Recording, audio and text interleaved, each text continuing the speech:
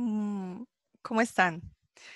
Eh, en la segunda charla de la Sociedad Latinoamericana de Patología Vulvar hicimos un conversatorio de jabones con grandes colegas de Ecuador, de Brasil, Paraguay, de Colombia. Sin embargo, quedaron algunas dudas latentes. Intenté responder todas las dudas de manera personal, es decir, iba contestando correo a correo, pero quisimos hacer un video aclaratorio, es decir, un video que pueda generarles o pueda resolverles algunas de las dudas. Para esto voy a permitirme compartir la pantalla en este instante y vamos a hablar entonces de manera breve, hacer un resumen ejecutivo de los jabones. Entonces, cuando hablamos de los jabones, estamos hablando de unas sustancias químicas que básicamente son una grasa que puede ser de origen animal o puede ser de origen vegetal, y esa grasa o aceite es sometida a la exposición de una sal, que es un hidróxido de sodio. Esta mezcla se calienta y al calentarse obtenemos el jabón y la glicerina. Por lo tanto, el jabón no es más que una sal de un ácido graso que tiene propiedades detergentes. Cuando uno piensa en los jabones, digamos que no sabe muy bien diferenciar entre qué es un jabón y qué es un Sindet. Entonces, fíjense cómo aquí aparecen los jabones tradicionales. Los jabones tradicionales son básicamente los jabones que se hacen en casa. Son estos jabones hermosos que encontramos en algunas tiendas, en los que se ve bastante artesanal, que tienen avena por dentro, que tienen flores, pétalos, etcétera. El problema de esos jabones es que son altamente alcalinos. Entonces, aunque son muy bonitos, son muy alcalinos, y al ser muy alcalinos, pues lo que hacen es que remueven de manera excesiva la grasa, no solamente intracelular, sino que rompen el estrato córneo. Y vienen los Sindet, que son detergentes sintéticos. Entonces son una sigla de detergentes sintéticos. Estos detergentes sintéticos tienen una ventaja, y es que el pH ya no es tan básico, es un pH que se acerca mucho más al pH de la piel y por lo tanto evita que las proteínas se denaturalicen. Estos jabones, o más bien estos Sindet, contienen diferentes sustancias. Contienen unos surfactantes, contienen unos perfumes, contienen unos emulsificantes para hacerlos más espesos, contienen unas sustancias que son buffer para hacerlos más o menos ácidos. Por ejemplo, utilizan ácido láctico para volverlo más ácido, hidróxido de potasio para hacerlo más ácido. Contienen además emulsiones estabilizadoras, es decir, sustancias que evitan que el producto cosmético se dañe. Contienen en algunos casos humectantes y contienen algunos solventes que generalmente son el agua. Esta diapositiva anterior que les mostré es de mi colega Adriana Cruz, que es dermatóloga, que hizo este cuadro maravilloso donde podemos observar los diferentes componentes. Entonces, nosotras nos sentamos e intentamos hacer un ejercicio juicioso de mirar qué componentes tenían los jabones, qué eran y para qué servían. Entonces, para eso nos dirigimos a la Comisión Europea, que tiene esta página. Y esta página me permite observar ingrediente cosmético por ingrediente cosmético y saber si está aprobado por la Comisión Europea, y también puedo hacerlo en la página de la FDA. Entonces miren cómo la mayoría de estos componentes tienen laurilsulfato de sodio. El laurilsulfato de sodio es un surfactante em, de origen aniónico que tiene un altísimo poder irritante. Y ustedes dirán, pero ¿por qué combinan un surfactante con otro surfactante? Entonces aquí están combinando un surfactante que es aniónico con un surfactante que es anfotérico, que es menos agresivo, porque ellos saben que esto es irritante, entonces para lograr la cantidad de espuma que quieren, lo mezclan con uno que sea menos irritante. ¿Qué otra cosa tienen los jabones? Tienen estabilizantes, tienen parabenos. Entonces, aquí hay parabenos, aquí hay mezclas de parabenos, por acá también hay mezclas de parabenos. Entonces, contienen estas sustancias que son altamente irritantes. También contienen ácido fosfórico. ¿Se acuerdan que les dije que para aumentar la acidez del jabón utilizan ácido fosfórico o utilizan ácido láctico? Bueno, pues también tienen ácido fosfórico, tienen ácido láctico. También contienen el propilenglicol, que es una grasa, que es lo que le da la viscosidad. Y dependiendo del número, pues es más o menos viscoso la solución limpiadora. Tiene otro tipo de preservativos que también son irritantes. Este es supremamente irritante. La metilcloro es un preservante supremamente irritante. Mírenlo acá, está con 2 cruces, igual que la mezcla de parabenos. Tienen perfumes, las fragancias y las mezclas de perfumes son muy irritantes. Miren, 3 cruces en el estudio de parche, en este estudio que fue hecho en el 2008. Entonces, todo lo que huela a perfume es muy irritante. Tienen colorantes. Aquí, por ejemplo, ya les muestro aquí, miren, azul 9 y red 33 son colorantes altamente irritantes que ustedes lo pueden ver aquí en estos listados. Entonces, las mujeres son o somos cada vez más conscientes de lo que significa usar un jabón. Ya no nos venden tan fácil un jabón íntimo. Y miren cómo esta página de este grupo de mujeres creó un hall el descrédito. Y entonces ellos aquí tienen, miren, la metilcloro, las fragancias, el colorante, el red 33. Entonces a veces ofrecen un jabón con extracto de fresa y resulta que el jabón con extracto de fresa pues tiene olor a fresa para poderle dar la sensación a la mujer, pero además de eso contiene un colorante rojo para poderle dar el color. Lo ideal es que no tengan colorantes en la medida de lo posible. Miren, Yellow 5, Violeta 2. Entonces, esto ya lo saben las mujeres y es necesario que nosotros como médicos tomemos las riendas y aprendamos a dar un consejo tan sencillo en algo que es muy frecuente y es la higiene genital.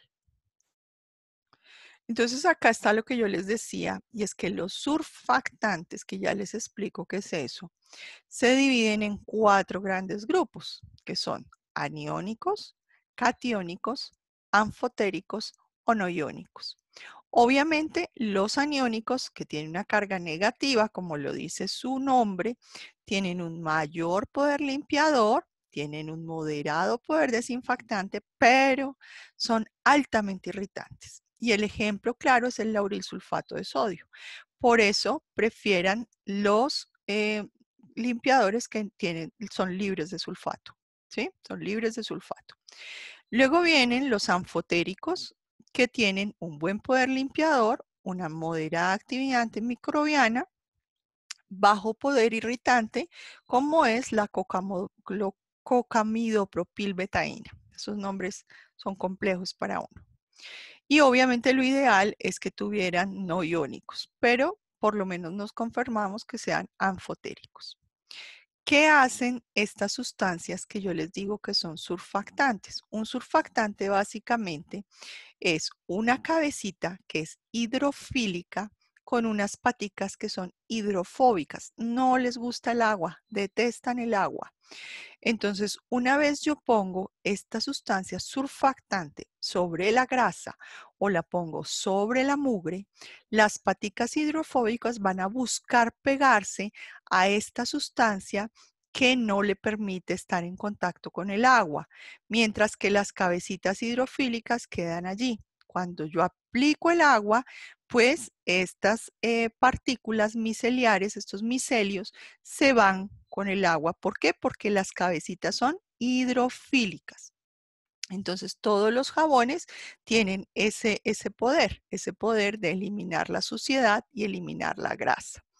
Hay diferentes formas de presentación de los Sindet. Entonces, ya sabemos diferenciar entre un jabón y un Sindet. Ahora hay que tener presente que los Sindet pueden venir en diferentes presentaciones. Entonces, hay presentaciones en barra, hay presentaciones líquidas, hay presentaciones en espuma, hay presentaciones en gel, hay presentaciones que son completamente oleosas y es importante aprender a diferenciar. El Protex no es un Sindet, antiguamente tenía una sustancia que se llama triclosan, que en el 2017 la FDA la prohibió. Genera una irritación profunda porque además barre todas las bacterias normales de la piel. Entonces es mejor no usarla. ¿Qué hay que saber de un jabón? Hay que saber, 1, qué pH maneja y 2, qué concentración de cada componente posee. Y así vamos a poder recomendar adecuadamente una solución limpiadora. Cuando uno va y mira en PubMed, que es una de las bases de datos más importantes de Estados Unidos, y uno busca jabón íntimo, miren, aparecen 4 estudios. De estos 4 estudios, solo 2 nos sirven. Y de estos 2 son unas series de casos que observan las pacientes durante un lapso muy corto. Entonces, imagínense decir que un jabón es seguro con un uso de 8 días. Eso no tiene ningún sentido, porque acuérdense que estos procesos inflamatorios de la piel toman un tiempo en generar sensibilización. Entonces, no existe ningún estudio que avale la seguridad del jabón. Mas sí existen estudios que nos muestran la seguridad de los componentes del jabón. Eso es importante saberlo. Nosotras con Adriana hicimos una investigación, realmente por el chat.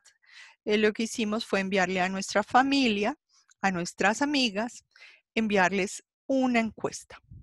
En esa encuesta encontramos que la gran mayoría de nuestras amigas y de nuestras familiares, 241 personas en total, respondieron que sí conocían la existencia de los jabones íntimos. ¿Y saben qué es lo más curioso? Que la mayoría de las mujeres decían que se puede usar para todo el cuerpo, pero el centro decía que o para la vulva y la vagina. Nosotras hicimos la salvedad de que la vagina es la porción interna de los genitales. Miren que casi la mitad de las mujeres dijeron que usaban el jabón dentro de la vagina. Una de las condiciones del laurilsulfato de sodio, y está clarísimamente escrito así en la Comisión Europea, es que no esté en contacto continuo con la piel y que sea de rápido aclarado. Si ustedes se fijan, y en las tablas anteriores miraron, la mayoría de jabones tienen laurilsulfato de sodio. Imagínense a las mujeres poniéndose esta sustancia dentro de la vagina y dejándola dentro de la vagina durante 24 horas o más. Entonces, obviamente, se generan unas irritaciones muy marcadas y muy severas. Y hay que tener presente varias cosas. La primera, que en la vulva coexisten diferentes tipos de tejido. Tenemos a nivel del introito una mucosa que es muy rica en vasos sanguíneos. Entonces tenemos un epitelio estratificado no queratinizado con muchísimos vasos sanguíneos. Tenemos a nivel de los labios menores y a nivel del clítoris un tejido derivado del ectodermo, que es un epitelio estratificado, queratinizado, pero esta queratina es muy delgada. Y en la parte de afuera tenemos derivado del ectodermo una piel con una queratina mucho más gruesa. Fíjense acá, esta queratina mucho más gruesa, tiene además folículos y tiene glándulas. Entonces es muy diferente esta piel a esta piel y es importante enseñarle a las pacientes esa diferencia cuando les vamos a recomendar una solución limpiadora. ¿Qué deben limpiar las mujeres? Esta zona que queda en medio de los dos labios y obviamente los labios mayores, la región anal. No deben limpiar la mucosa, es decir, la mucosa no tiene por qué tener ningún tipo de jabón. ¿Y por qué no debe tener ningún tipo de jabón? Porque esta mucosa es 7 veces más permeable que el brazo, tiene mayor pérdida de agua transepidérmica, tiene una función de barrera reducida. Además de eso, todo el tiempo está ocluida, lo que la hace más frágil y obviamente es mucho más delgada. Nosotros siempre hemos pensado que, o normalmente pensábamos, que esta capa córnea, que son unos corneocitos muertos, era algo insignificante, no tenía ningún sentido, pues, esta capa córnea. Y resulta que ahí es donde está el secreto de la piel saludable. Esta capa córnea que ustedes ven ahí, tienen unos corneocitos. Dentro de esos corneocitos hay unos filamentos de queratina que atraen el agua. Y aquí el 50% del agua está dentro de estos corneocitos. Estos corneocitos están unidos por corneodesmosomas. Esos corneodesmosomas actúan como puentes de unión y además de eso tiene lípidos en su interior. Entonces, si yo a esta piel, que a nivel de los labios menores es muy delgada, le pongo un jabón muy abrasivo que se lleve toda el agua, lo que voy a hacer es romper esta barrera cutánea que lo que hace es evitar que se pierda agua desde el epitelio y entonces voy a tener posiblemente muchísima mayor irritación. Los jabones en general, no los Sindet, sino los jabones o los Sindet que contienen, digamos, sustancias muy agresivas como el lauril sulfato de sodio, eh, lo que hacen es alcalinizar, es decir, cambian el pH. Al cambiar el pH, deshidratan, ojo, irritan, alteran la flora bacteriana. Además de eso, se llevan los lípidos.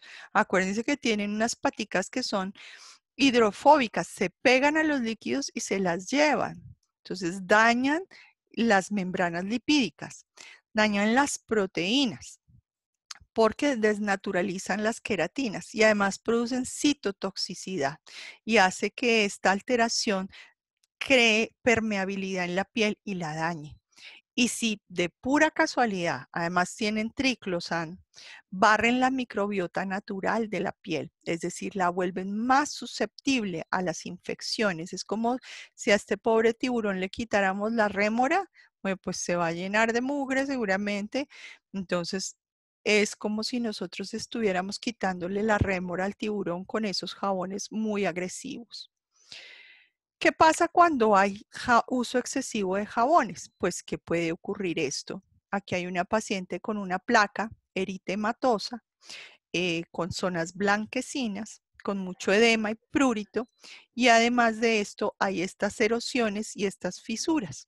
Esto se llama una dermatitis alérgica de contacto y generalmente la tenemos que manejar con cambio de los hábitos higiénicos y con un corticoide. Un corticoide de mediana potencia puede ser una buena opción y con eso ella va a estar perfectamente.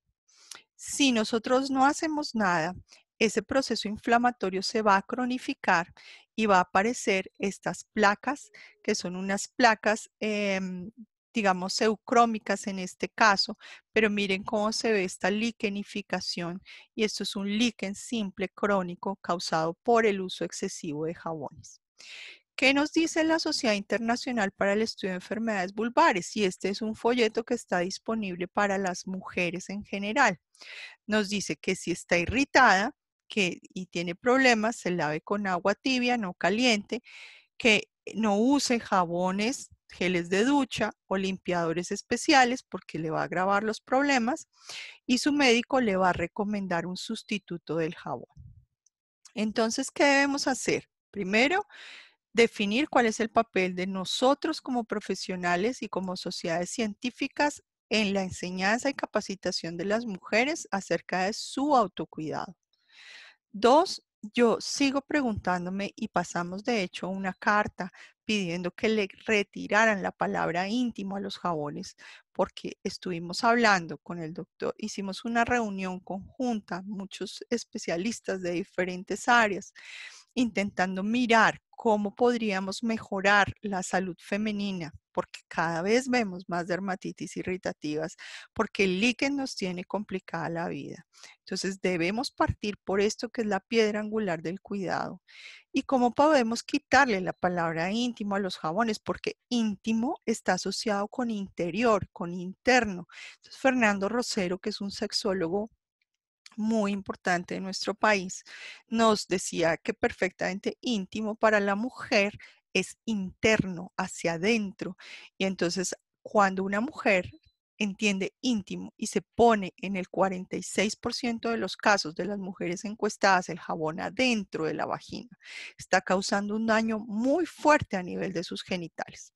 Debemos empoderar a las mujeres en el autocuidado y obviamente debemos difundir la información de manera adecuada y no que las mujeres se enteren a través de propagandas y se malinformen a través de propagandas. Eso era todo lo que tenía para decirles. Agradezco mucho que me hayan escuchado y espero poder verlos pronto. Abrazos para todos. Mm.